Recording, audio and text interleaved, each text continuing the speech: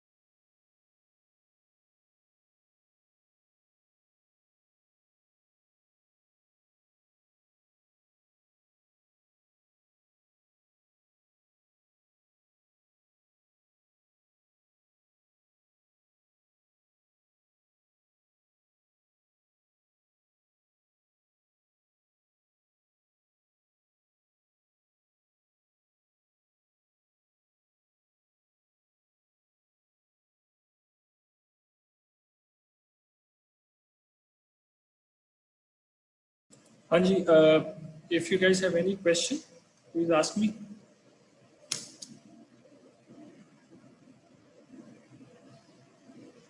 Question है? वालेकुम सलाम बेटा। सर कुछ वेल्डिंग से है। वेल्डिंग से क्वेश्चन है? ओके, जो करंट टॉपिक है उससे नहीं है? अच्छा, मैं वेल्डिंग को ओपन कर लेता हूँ।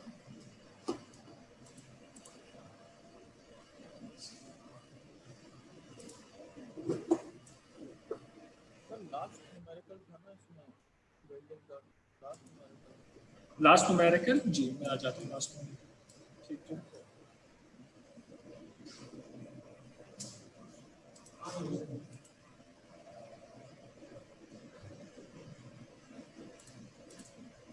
हाँ जी, ये आ गया लास्ट न्यूमेरिकल आपका, ये वाला।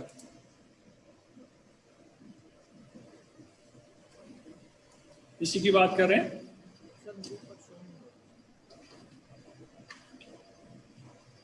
आपके पास शेयर नहीं हुआ? अच्छा, वो मेरे ख्याल से जो है ना, मैंने खाली एक वो शेयर किया था, इस वजह से मसला हुआ। Late me just share my entire screen, फिर मसला आ जाएगा। मैंने असल में वो पावर पॉइंट की विंडो शेयर की थी दूसरी वाली। आ गया जी, ठीक है। तो ये वाला न्यूमेरिकल आ गया। आप बताएं इसमें क्या सवाल है आपका?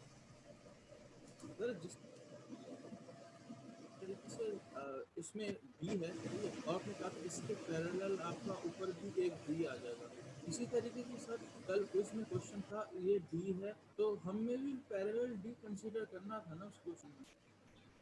देखो दो सवाल थे, एक सवाल के अंदर सिर्फ दो साइड्स में ऑपोजिट साइड्स में बेल्डिंग ली गई थी, और एक सवाल के अंदर जो तीसरी साइड थी उस पर भी बेल्डिंग हो रही थी। तो it was something like this कि मेरे पास एक केस ऐसा था कि मेरे पास सिर्फ आई डोंट एग्जैक्टली रिमेंबर कि ये दो साइड थी कि टॉप और बॉटम में, टॉप और बॉटम में वेल्ड हो रहा था, एक ऐसे ही था ना।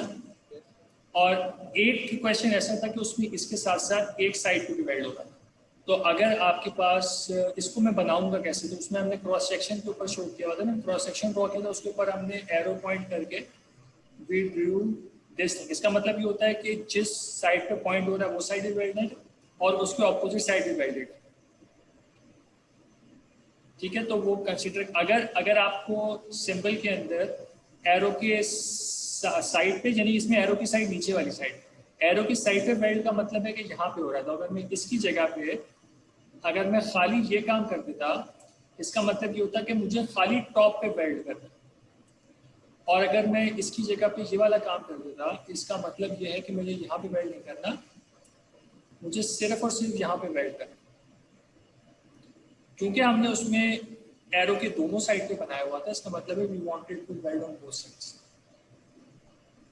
ठीक है, सही है वाला पॉइंट। तुम लोगों को टॉर्जन और बेंडिंग का डिफरेंस समझ में आ गया? तुम लोगों ने करेक्टली आइडेंटिफाई कर लिया था क्वेश्चन के अंदर कि टॉर्जन है कि बेंडिंग है? कौन सा केस अज्यूम किया था, टॉर्जन था कि बेंडिंग था? सर टेबल में से उसको नहीं, टेबल तो बेंडिंग का भी अवेलेबल है, टॉर्जन का भी अवेलेबल है ना। तो आप लोगों ने उसको टॉर्जन लिया था कि बेंडिंग लिया?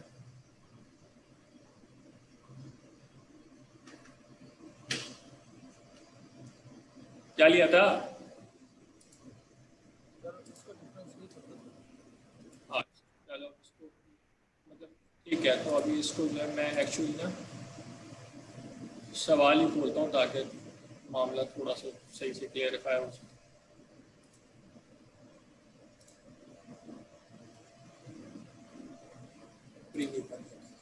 ये सवाल मेरे पास आ, ठीक है। अब इस सवाल में जो मुझे चीज़ बताई जा रही है वो बताई जा रही है कि मेरे पास, just take a picture of this, इसकी अगर पिक्चर कर दो, I can take this to PowerPoint, उधर हम इसको ड्रॉ करके समझते हैं कि क्या चक्कर है। अब ये केस है और हम इसके साथ में ना ये वाला केस भी उठा लेते हैं, ये वाला केस, जस्ट टू सी ये क्या चल रहा है। ठीक हो गया, अब दो केसेस हमारे पास आ गए। अब ये दोनों केसेस मुख्तलिफ हैं। अब मैं आपको ये बताता हूँ कि फॉर एग्जाम्पल दिस केस, जो सवाल अभी बुक का था, दिस इज टॉर्जन, सही है। और आपका दूसरा वाला केस है this one, this is bending. जो आपको सवाल मिला था ना, न्यूमेरिकल मिला था आपको, इसके वो बेंडिंग का सवाल था, वो टॉर्जन का सवाल नहीं था। इसको हमने क्वेश्चन आंसर सेशन के अंदर भी एक्सप्लेन किया है, इसको हमने अपनी रिकॉर्डेड लेक्चर्स के अंदर भी एक्सप्लेन किया था कि हम कैसे आइडेंटिफाई करते हैं। आइडेंटिफाई हम ऐसे करते हैं कि हम देखते हैं कि जो हमारा मेंबर है, सबसे पहली चीज़ तो ये कि उस पर ट्रांसवर्स लोडिंग होनी चाहिए। अगर इस पर टेंशन लोडिंग होती है तो ये टेंशन का केस बन जाता है। इस पर first of all perpendicular loading लग रही है, इसका मतलब ये जो भी प्लेट है ये बीम की तरह बिहेव कर रही है, this is behaving like a beam, which means के मैं तुम्हें म्यूट कर रहा हूँ क्योंकि बहुत ज़्यादा ना शोर आ रहा था। Whenever you need to ask a question का सर आप अपने आप को म्यूट कर दीजिए। अच्छा, तो अब इसमें what you need to see is कि सबसे पहली चीज़ तो ये कि जो प्लेट होगी ना दोनों केस में, क्योंकि ट्रांसफर लोडिंग लग रही है तो उसमें बेंडिंग हो रही है प्लेट में, हमने ये देखना है कि हमारे वेल्ड के अंदर क्या हो। तो सबसे पहले हमने ये देखना है कि वेल्ड की ज्योमेट्री क्या है, वेल्ड का पैटर्न कितना बन रहा है। अगर आपके पास जो भी प्लेट वाला सिस्टम है इसके अंदर मैं वेल्ड की पैटर्न अगर ड्रॉ कर सकता हूँ ना, जैसे मैं इसके ऊपर मैं वेल्ड का पैटर्न ड्रॉ कर सकता हूँ, उसने बोला एरो की साइड पे भी है और एरो के ऑपोजिट भी है। एरो की साइड इज दिस, एरो के ऑपोजिट साइड इज दिस। ये वाली साइड इसको सिग्निफाई कर रही है और ये वाली साइड इसको सिग्निफाई कर रही है। ठीक है, मैंने अपनी जो प्लेट थी वो जो मेरी पूरी उसके अंदर ही वेल्डिंग का पैटर्न को शो कर दिया। इधर मैं ये काम नहीं कर सकता, इधर मेरी वेल्डिंग यहाँ पे हो रही, थर्ड डायमेंशन पे हो रही, ठीक है, और एक साइड पे वेल्डिंग हो रही है, इधर दोनों साइड पे वेल्डिंग हो रही है। तो in this particular case my welding pattern is in the third dimension. मेरा वेल्डिंग पैटर्न है एक परपेंडिकुलर प्लेन के ऊपर, लेकिन परपेंडिकुलर प्लेन होगी, इसके अंदर मेरी यहाँ पे वेल्डिंग है, यहाँ पे वेल्डिंग है और यहाँ पे वेल्डिंग। तो जब भी परपेंडिकुलर प्लेन के अंदर वेल्डिंग का पैटर्न ड्रॉ हो रहा होगा ना, तो वो केस बनेगा आपका बेंडिंग का। तो जो आपको सवाल मिला था वो बेंडिंग का सवाल था, वो टॉर्जन का सवाल नहीं। ठीक हो गया? तो ये डिफरेंस था हमारे दोनों केसेस में, बेंडिंग और टॉर्जन केस में। हाँ, आप पूछो, ये वाला पॉइंट समझ में? ठीक है, ये बहुत क्रिटिकल चीज़ है। अगर आपने ये चीज़ आइडेंटिफाई नहीं की तो वो पूरी चीज़ गलत होगी। क्योंकि आप अगर बेंडिंग का सवाल आया और आपने टेबल ही टॉर्जन का देख लिया और आपने टेबल की टॉर्जन की प्रॉपर्टीज देखी, तो वो सवाल गया काम से, कंप्लीटली बिल्कुल रॉन्ग डायरेक्शन में निकल गया ना। आपने पूरा सवाल भी कर दिया तो you won't get anything right, और उसका नुकसान भी होगा। बेंडिंग के सवाल को टॉर्जन में करने का मसला ये है कि टॉर्जन के सवाल ज़्यादा बड़े होते हैं, क्योंकि टॉर्जन में आपको सेकेंडरी शेयर स्ट्रेस निकालने के लिए पहले आर कैलकुलेट करना पड़ता है, फिर टी आर अपॉन जे करना पड़ता है। जो आपके बेंडिंग का सवाल है उसमें आपने सिर्फ जो आर की जगह पे आपको सी लेना होता है। सी ऑलरेडी आपको थिकनेस से पता चल जाता है, जो भी आपकी बीम है उसकी थिकनेस से पता चल जाएगा, और उनकी एडिशन भी रिलेटिवली इजी है। ठीक है, तो it is relatively easy to कि आप उसको जो है ना सेकेंडरी शेयर निकालें। और टॉर्जन के केस में जब आप उसको ऐड करा रहे होते हैं दोनों केसेस को, जो आपके कौन कौन से केसेस हैं आपका, ये जो आपका प्राइमरी और सेकेंडरी शेयर को जब हम ऐड करा रहे होते हैं, तो what do we need to do in that case? हमें क्या करना पड़ता है? हमें उस केस में उसको वेक्टर फॉर्म में ऐड कराना पड़ता है। हम उसके कंपोनेंट्स ड्रॉ करते हैं फिर ऐड करते हैं। बेंडिंग के केस में इट्स इजी। बेंडिंग के केस में वी नो प्राइमरी शेयर जो होगा और सेकेंडरी शेयर होगा ये एक दूसरे के परपेंडिकुलर होंगे, तो पाइथागोरस थ्योरम अप्लाई करते हैं। इस केस में ऐसा नहीं होता। इस केस में they can be at angles, तो आपको इसके कंपोनेंट्स बना के काम करना पड़ता है ड्रॉइंग केस में। तो आपने बहुत सही से ना बेंडिंग और टॉर्जन के केसेस को करेक्टली आइडेंटिफाई करना है। If you can correctly identify then काम आसान होगा। अभी क्लास में कुछ स्टूडेंट चल के आगे उनको अपडेट कर देते। सवाल ये था, हालांकि हम क्लचेस का टॉपिक था, लेकिन पीछे सवाल आया था जो कोइल्स का सवाल है ना, मुझे वाला सवाल था। ठीक है, अब इसमें दो केसेस थे। एक केस ये था कि उसमें ये चीज़ नहीं थी और एक केस में ये था। ठीक है, तो तुम लोगों में से कोई एक केस मिला होगा। अब ये सबसे पहला क्वेश्चन ये आइडेंटिफाई करना है कि बेंडिंग का है टॉर्जन का नहीं है ना, सेम प्लेन परपेंडिकुलर प्लेन में, तो क्रॉस सेक्शन परपेंडिकुलर प्लेन, तो बेंडिंग का केस में वो एक्स और y और z होगा जो लगा हुआ है। यस, जो बेंडिंग, जो आपको वेल्डिंग का पैटर्न है ना, वो इस केस में let's say this is your z axis, तो जो आपका वेल्डिंग का पैटर्न है this is in yz plane, और जो आपका बीम है this is in xy plane. तो जो बीम की डिफ्लेक्शन हो रही है वो xy प्लेन में हो रही है, और जो वेल्डिंग ज्योमेट्री है वो yz प्लेन में। टॉर्जन के केस में दोनों चीजें सेम होती हैं। तो if this is your xy axis, तो हमारे केस में आपकी बीम की डिफ्लेक्शन जो हो रही है वो भी xy में हो रही है, और जो आपका वेल्ड का पैटर्न बना हुआ है ये भी xy में बना हुआ है। बेंडिंग में असल में मसला यही है ना कि if you do not correctly identify your system, अगर आपने if you do not correctly identify torsion in bending case, तो पूरी अप्रोच शुरू से लेकर एंड तक गलत रहती है, क्योंकि सेकेंडरी शेयर का फॉर्मूला गलत हो जाता है, आपकी जो प्रॉपर्टीज हैं वो चेंज हो। आपने एरिया निकाला, चलो एरिया तो सही निकलेगा, लेकिन आपका जो आप जे निकाल लेते हैं इंस्टेड ऑफ आई, आप सेकेंडरी शेयर में आपने जहाँ पे एम सी अपॉन आई करना था वहाँ पे आप J R upon sorry T R upon J कर देते हैं, तो things start to mess up. तो अगर वो गलत ले लिया तो सवाल गया। तो ये चीज़ में बिल्कुल क्लियर होना जरूरी है कि आप टॉर्जन और बेंडिंग को डिफरेंशिएट करें। जब टॉर्जन का केस होता है तो आप जो अगर जी सेंटर में है ना, तो आप पाइथागोरस के थ्रू आर निकाल लेते हैं। आपके पास 50 है, 25 मतलब आर जो 25 तकरीबन आएगा। लेकिन बेंडिंग के केस में आर की जरूरत ही नहीं है। इसीलिए तो अगर हां divide D by two thickness by 2 ले लेंगे, ठीक है। तो बात तो फैला ठीक है, तो द पॉइंट इज कि बेंडिंग का सवाल अगर आया है और आप टॉर्जन का केस लेते हैं, ना सिर्फ सवाल गलत होगा, टाइम भी जाया होगा, क्योंकि टॉर्जन के सवाल ज्यादा लंबे होते हैं। टॉर्जन के सवाल ज्यादा लंबे होते हैं, तो अगर टॉर्जन में लग गए तो सवाल गलत भी हो गया, और मैंने प्लान किया हुआ क्वेश्चन के लिए कि ये स्टूडेंट आधे घंटे में कर लेंगे, लेकिन क्योंकि आप टॉर्जन में लग गए आपको तो टाइम भी जाया होगा। तो इट इज वेरी क्रूशियल कि आप इसको ठीक से आइडेंटिफाई करें। अच्छा, ये चीज तो हो गई। अब मैंने YouTube के स्टैटिस्टिक्स देखे, किसी ने वीडियो लेक्चर देखे क्लासेस बिल्कुल ही मामला जो है ना बिल्कुल ही नील है, उसमें नील बटन नहीं चल रहा। मैं तुम लोगों को दिखाता हूँ क्या what details I can get actually, ताकि एक दफा अब कुछ चीजों ने कोशिश ये की है कि ये दिखाने के लिए कि व्यूज आ रहे हैं, तो हाँ अब फॉर एग्जांपल, हाँ भाई 9 व्यूज तो है इसके, ठीक है। अब let look at this, watch time देखिए 0, खोल के बंद की। भाई तुम लोगों ने मुझे तो नहीं शो करना ना। द पॉइंट इज नॉट कि मैं ये देखूं कि बच्चों ने वीडियो देखी है। The point is to actually go through the lecture and listen to it and learn of it, ठीक है। तो इसका तो मतलब कि मेरी सेहत पे कोई फर्क नहीं पड़ रहा, but there is 1 week left, ठीक है। उसको जरूर जो है ना प्लीज मेक श्योर करो कि वीकेंड आ रहा है, इसमें कैचअप करो, क्योंकि मैं 2 लेक्चर और डाल दूंगा अभी, ठीक है, जिससे क्लचेस एंड ब्रेक्स खत्म हो जाएगा। उसके बाद फिर हम बजाय इसके कि हम मटेरियल सिलेक्शन वाले टॉपिक को करें, हम थर्सडे को क्लचेस एंड ब्रेक्स को ही कंटिन्यू करेंगे, ताकि हम इसको रिपोर्स कर लें, बजाय इसके कि आखिरी 2 लेक्चर में नया टॉपिक पढ़ लें, ठीक है। हम मटेरियल सिलेक्शन नहीं करें, सही है।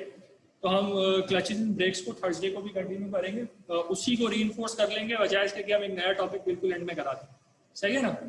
तो मंडे को 2 लेक्चर आ जाएंगे, टॉपिक कंप्लीट हो जाएगा, बट थर्सडे को मैं उसी को कुछ देखूंगा, न्यूमेरिकल कराता हूँ या कुछ डिफिकल्ट टॉपिक्स को रिवाइज करता हूँ, क्या करता हूँ, तो वो वाली चीज को देखें। आप पूछे उमर क्या करें?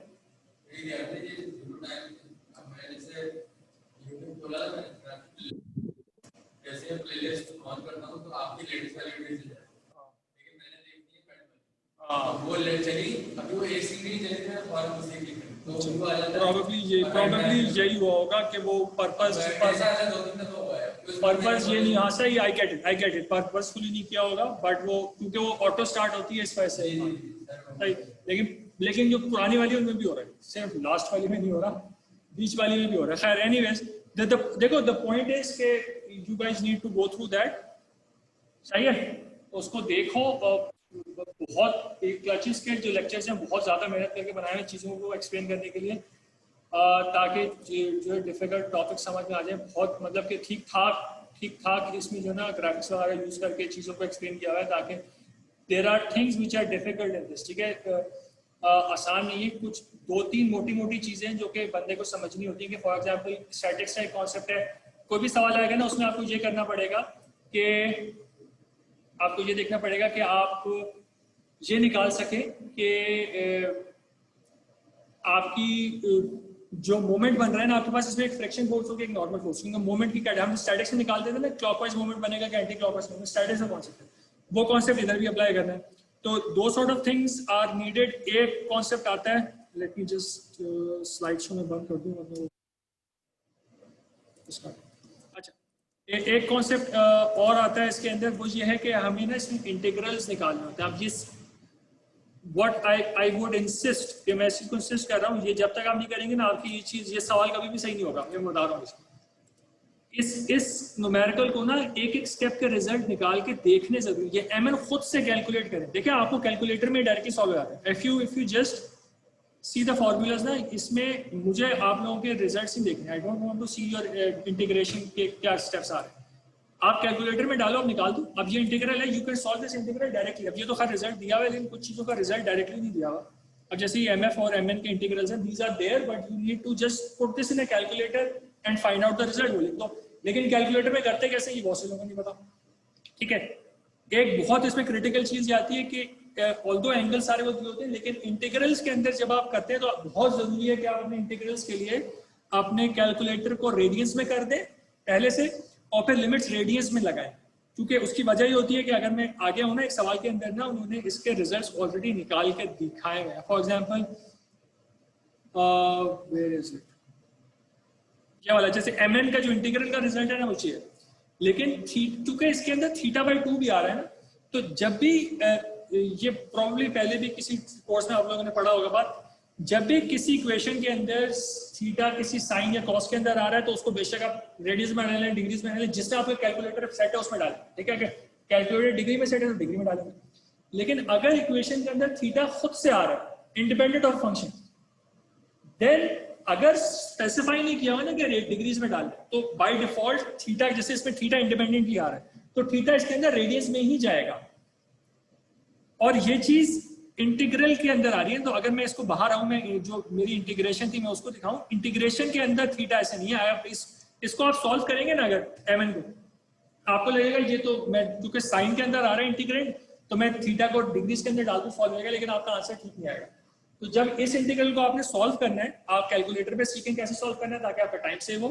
दूसरी चीज ये है कि आपने कैलकुलेटर को रेडियस में कन्वर्ट करना है और फिर सारे लिमिट्स को रेडियस के अंदर डालना है, अदरवाइज आपके सारे आंसर गलत हो जाए, ठीक है। तो छोटी छोटी चीजें इनको देखना है। You need to make sure कि आप लोगों को ये चीज समझ में आए कि मैं यहाँ पे जो है ना, एक कॉन्सेप्ट होता है कि आपका ब्रेक शू सेल्फ लॉकिंग है नहीं है। सेल्फ लॉकिंग का मतलब ये होता है कि आप गाड़ी के रिस्पेक्ट से देखें तो अगर मैं ब्रेक लगाऊं, जब तक मैंने ब्रेक लगाई है तब तक ब्रेक लगी है, लेकिन अगर मैं पैर हटा दूं फिर भी ब्रेक लगी है। This is not a desirable quantity. हमारे पावर्स 2 में डिजायरेबल क्वांटिटी ना कहते थे, सेल्फ ब्लॉकिंग पावर्स 2 में अच्छा है क्योंकि फिर गाड़ी मैंने लिफ्ट करके छोड़ दी तो इट शुड स्टे देयर। तो ब्रेक्स के लिए this is not a desirable quantity. Brake should come back when I release it. तो ब्रेक्स के लिए it is an undesirable phenomenon. तो हमें चेक करना पड़ता है कहीं आपका डिजाइन जो है वो सेल्फ लॉकिंग तो नहीं है, उसकी पूरी कंडीशन है तो वो देखनी है। द टॉपिक इटसेल्फ आप लोग उसके पूरे लेक्चर्स देखें, कॉन्सेप्ट्स हैं, बट इसमें बहुत अच्छी चीज है पूरे कोर्स में कि जो न्यूमेरिकल्स है ना उनका एंड रिजल्ट यूज हो रहा है। अब जैसे mn mf कैसे आया है, ये पूरी डेरिवेशन है, ठीक है। But when you need to solve the numerical, आपको उसमें सिर्फ mn का इंटीग्रल mf का इंटीग्रल ये चाहिए होगा। You don't need to know at that point के कैसे आया। बोर्ड्स में भी यही था, ठीक है, वेल्डिंग में भी यही था। वेल्डिंग में भी सारे जो स्ट्रेस के फॉर्मूले एक दफा निकल के आ गए, you just need to use those formulas. तो पूरे कोर्स में यही, machine design is an applied course था, machine design mainly applied course है। तो आप उसमें सिर्फ यूज कर रहे होते हैं चीजें ज्यादातर एज जहां पे आप डिजाइन पे जा रहे हैं तो उस पर यूज कर रहे हैं। तो इस केस में भी एग्जैक्टली यही सेम काम हो रहा है कि आपने इसको यूज करना है, एमएफ को एमएन को फॉर्मूले यूज करना है। आपने सीखना ये है कि न्यूमेरिकली इस चीज को सॉल्व कैसे करेंगे कैलकुलेटर वगैरह पे, ये मेक श्योर करना है। हर टर्म क्या होती है ये सीखना है, ठीक है। और एक शुरू में चीज करनी होती है, जिसमें कोई भी सवाल आता है उसमें सबसे पहले देखना होता है आपने, वो आपको लेक्चर से समझ में आएगा, वो कॉन्सेप्चुअल चीज है कि कौन सा ब्रेक। इसमें देखें ये एक इंटरनली एक्सपेंडिंग ब्रेक है। इंटरनली एक्सपेंडिंग ब्रेक होती है जो आपकी गाड़ी की पीछे वाली ड्रम ब्रेक होती है ना, पिछले टाइप की, दैट इज दिस ब्रेक। तो उसको पूरी ब्रेक हमने पढ़ी, ठीक है। उस ब्रेक में आपके पास मल्टीपल शूज होते हैं, ठीक है। 2 शूज ही होते हैं गाड़ी की ब्रेक में, 2 ही होते हैं ना, मेन 2 होते हैं। तो आप हाँ, तो दोनों shoes same amount of braking नहीं अप्लाई कर रहे हो, ठीक है।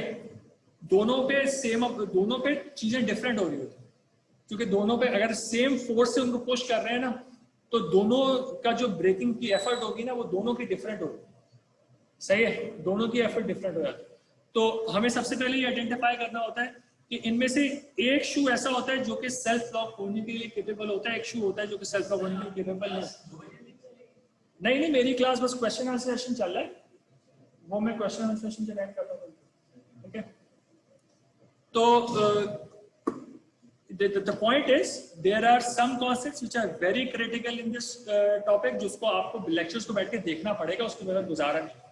लेकिन but once you get those topics, numerical के लिए डेरिवेशंस वगैरह की कोई रिक्वायरमेंट नहीं, ठीक है। तो लेक्चर्स के अंदर डेरिवेशन वाला पार्ट है ना, दैट इज नॉट क्रूशियल।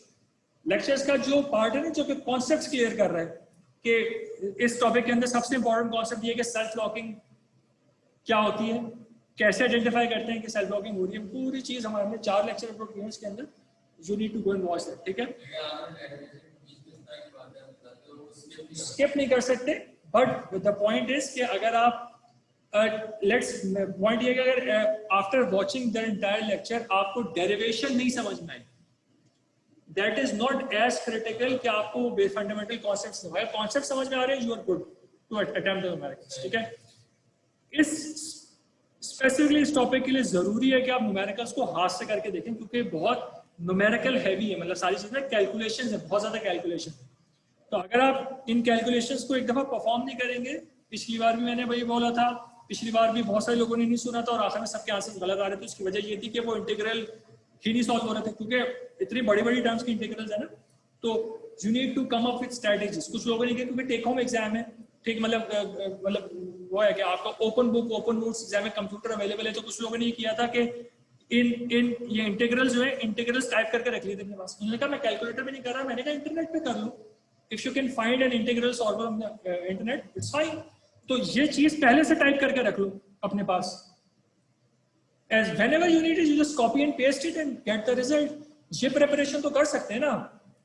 तो टाइम कितना सेव हो जाएगा कि अगर मैं यही काम बोलूं कि मैं ये एमएफ का पूरा फॉर्मूला मैं टाइप कर रहा हूँ, ठीक है, और जाहिर है फिर मैं उसमें मल्टीप्लाई का साइन भी लगा रहा हूँ, मैं उसमें कॉस का फंक्शन लगा, पैरेंथेसिस लगा देख रहा हूँ, और यही चीज एक दफा मैं सारी चीजें जिस तरह से मैंने सॉल्व करना है वो प्रिपेयर करके मैंने अपने पास रखा हुआ है। whenever I need it I copy and paste it and solve it। Integral solve होगा, लेकिन पूरा इंटीग्रल का सॉल्वर में डालना पड़ेगा आपको। लेकिन आपके पास ये इंटीग्रल, अगर ये पूरा इंटीग्रल टाइप पड़ा हुआ है, पहले से टाइप पड़ा हुआ है, ठीक है, थोड़े से फंक्शन है इसमें, एमएफ का फॉर्मूला है, एमएन का फॉर्मूला है, ब्रेकिंग टॉर्क का फॉर्मूला है, रिएक्शन फोर्सेस फॉर्मूला, सब में इंटीग्रल्स वगैरह आ रहे हैं। वो इंटीग्रल से फॉर्मूला अगर आपके पास पड़े हुए पहले से, जैसे टू खटाखट डाले हो जाएगा सॉल्व। फॉर्मूला अपने पास मैटलैब में लिख लो, मैटलैब में if you guys can see बहुत सिंपल है। अगर मैटलैब किसी के पास इंस्टॉल्ड है तो वो तो आपको हेल्प में जाके कॉपी पेस्ट करना है, फंक्शन बना बनाया फंक्शन ऑनलाइन यूज कर सकते हो, मतलब कि it will be available to you ना, मतलब कि इंटरनेट तो अवेलेबल होगा ना आपके पास, चाहे ऑन कैंपस एग्जाम हो चाहे घर पे एग्जाम हो, कंप्यूटर का एक्सेस है, सारे नोट्स का, सारे असाइनमेंट्स का, क्विज के सॉल्यूशंस का, everything access will be there. Internet पे कोई अगर तुम्हें कैलकुलेटर यूज करना है that access would be there, सही है। तो इसकी तैयारी तो तुम लोग कर सकते हो, there is no harm in that, ठीक है। अब मेरा इरादा ये है कि we will give you an option, अगर अपना लैपटॉप लेके आने इस तरीके से क्लास ओपन कर देंगे, और जो लैपटॉप नहीं ला सकता उसके लिए लैब भी होगी। If you don't want to bring your laptop, lab में बैठ जाओ। If you want to bring your own laptop, ताकि तुम्हें पता है कौन सी रिसोर्स कहाँ है, कैसे रखी हुई, क्या किया हुआ है, क्लास में बैठ जाओ। क्योंकि हम लोग गैप्स देंगे ना, तो you probably have chairs available too. Wifi है ना एक्सेस, वाईफाई एक्सेस है, वरना कुछ भी नहीं होगा तो at least you guys have your data available ना, मतलब इतना तो है ना कि स्लाइड्स वगैरह तो तुम लोग पहले से डाउनलोड करके रख सकते हो, और 4G वगैरह अपने पास बैकअप के तौर पे रखो कि अगर कभी लेट से कि यहाँ का वाईफाई मसला, हाँ हॉटस्पॉट बना के चल जाएगा। और अभी मैं इस पर सोच रहा हूँ कि तुम लोगों को, हम लोग एज ए डिपार्टमेंट सोच रहे हैं कि whether we give you the option कि अपलोड, बेशक आपको सब LMS पे मिल रहा है, बट आपको कॉपी दे दें हम, आप जो सॉल्व करके तस्वीरें खींच के अपलोड करेंगे वो कॉपी ही सबमिट करो, दैट माइट बी, ठीक है। तो दैट माइट बी आसान है, सही। तो बेसिकली दिस इज इट, क्योंकि तुम लोगों ने वो उसका देखा हुआ ही नहीं है लेक्चर, तो अब हम मंडे को ही करेंगे इसको। मंडे को तो बल्कि तो थर्सडे को ही होगी, क्योंकि तुम लोग क्लास चल रही थी। लेकिन इन द मीन टाइम तुम लोगों के इंडिविजुअली कर लो, या फिर अगर एज अ ग्रुप तुम लोग किसी टाइम, अगर इफ यू गाइस फील कि तुम लोगों ने मेजोरिटी में देख ली है ना, तो हम शाम में किसी टाइम बैठ जाते हैं अलग से, क्योंकि अब एक हफ्ता रह गया इस चीज को खत्म करना है। तो मैं शाम में टाइम देने को तैयार हूँ, तुम लोग एक्चुअली हाँ फैजान पूछ लो। एक्चुअली क्विज और असाइनमेंट दोनों चाहिए थी ना सर, इस वजह से ये चैप्टर नहीं। ठीक है, आई गेट दैट इसी पॉइंट में वो कह रहा है कि लोड बहुत हो, तो आई गेट दैट। तो इसीलिए मैं कह रहा हूँ कि आप लोगों को मैं पॉइंट दे रहा हूँ कि क्योंकि अब लैब्स चल रही है, तो मैं स्केजुअल टाइम पे तो नहीं ले सकता मंडे वाले, बट एनी ऑफ टाइम अगर ऑन कैंपस हमारे को घंटा निकल आता है तो हम मंडे के दिन या ट्यूसडे के दिन उस टाइम पे कर लेते, या फिर अगर हमें शाम में करना पड़ जाए कि अगर तुम लोग कहोगे, लेकिन अगर मुझे पता चल जाए भाई देख लिया, मेजोरिटी ने वीडियोस देख ली हैं, तो फिर अब मैं शाम में टाइम देने को तैयार हूँ, 6-7 बजे के करीब, what ever time feasible for people, और मेरे लिए जो फीजिबल होगा उसमें मैं एक्स्ट्रा टाइम करती, क्योंकि हमने इस चीज़ को निकालना है, मुश्किल टॉपिक है, और अगर तुम लोग इसको पढ़ोगे नहीं, और जब तुम पढ़ोगे ना, तुम लोग क्वेश्चन बहुत होंगे उसके बाद। एक चीज मैं कह रहा था, आपने जो टेबल है ना सर, वो स्लाइड में बीच में तो तुम लोग कॉपी कर लो ना, तुम लोगों को ये रिस्ट्रिक्शन थोड़ी है कि you need to only open the notes, completely open है ना, जिस तरीके से जिसको फीजिबल है वो करके। हर किसी के लिए ये तुम्हारा अप्रोच बेहतर नहीं है। कुछ लोग ये कहते हैं कि क्योंकि मैंने न्यूमेरिकल्स के बीच में भी टेबल डाले, सम पीपल थिंक कि वो मैं न्यूमेरिकल रेलेवेंट न्यूमेरिकल ही खोल लूँ, उससे मुझे अप्रोच भी नजर आ रही है, बीच में टेबल भी नजर आ रहा है, उससे मेरा काम चल जाए। ठीक है, तो what ever you feel is better for you, उसके हिसाब से अपनी अरेंजमेंट कर लो, उसमें तो कोई मसला नहीं है। ऐसा तो हम कोई भी नहीं कहेगा तुमने ये कॉपी पेस्ट क्यों किया वाले से। बुक खोलिए, बुक खोलो, स्लाइड्स खोलिए, स्लाइड्स खोलो। इफ यू फील के तुमने चीजों को अलग करके अपने पास कहीं रखना है, हर जिस किस्म के अरेंजमेंट बने वो open book, open notes, open everything है।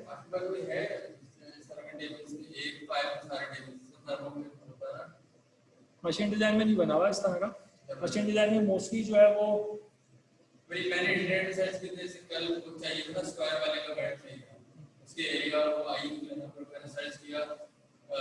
अच्छा देखो, एक पता है क्या, एक चीज नहीं, इसमें एक क्वेश्चन है which everybody needs to get, वो ये कि कोशिश आपने ये करनी है कि आप बुक का डाटा यूज करें। अगर आप आउटसाइड डाटा यूज करते हैं ना तो उसमें वेरिएशन है। फॉर एग्जाम्पल प्रॉपर्टीज है, प्रॉपर्टीज आपने बुक वाले यूज करनी है, क्योंकि आप नेट पे ढूंढते हैं ना, नेट पे आपको प्रॉपर्टीज के रेंजेस मिलती हैं, बहुत वेरिएशन भी मिल जाती है प्रॉपर्टीज में। सेम ग्रेड की अगर मैं प्रॉपर्टी बुक में जो दी हुई है वही अगर हम इंटरनेट पे सर्च करेंगे आपको बहुत वेरिएशन मिल जाएगी। तो जो आपने कोशिश ये करनी है बुक की, आप डाटा जो उठा रहे हैं वो आपकी बुक का डाटा हो, ठीक है, रैंडम डाटा नहीं उठाना मत।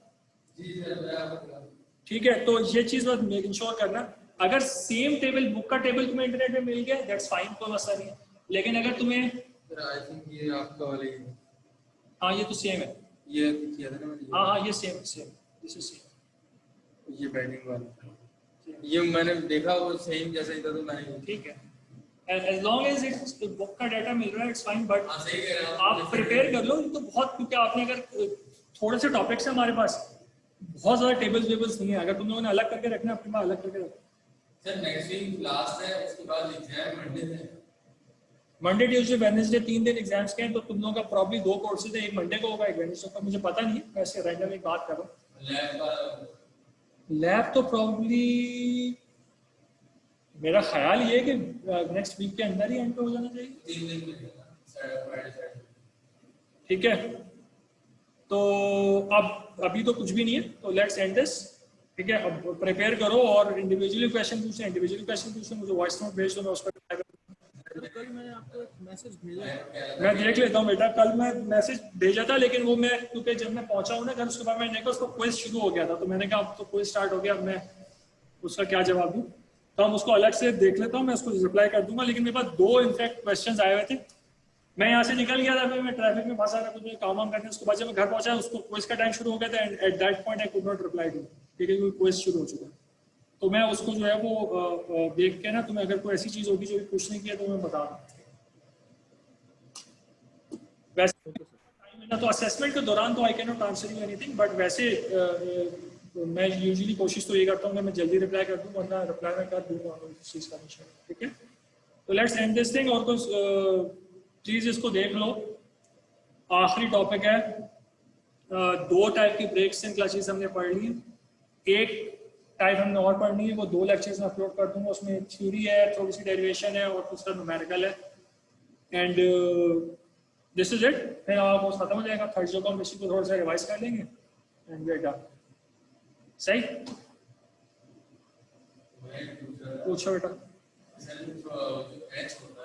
हाँ हाँ हाँ अब जब मैं प्रैक्टिकली बैठ कर रहा हूँ, हाँ तो मैं मेरे हाथ में नहीं को हाँ देखो आपने H इज द मिनिमम। देखो H जितना बड़ा होगा उतना स्ट्रॉन्ग होगा ना आपका ज्वाइंट।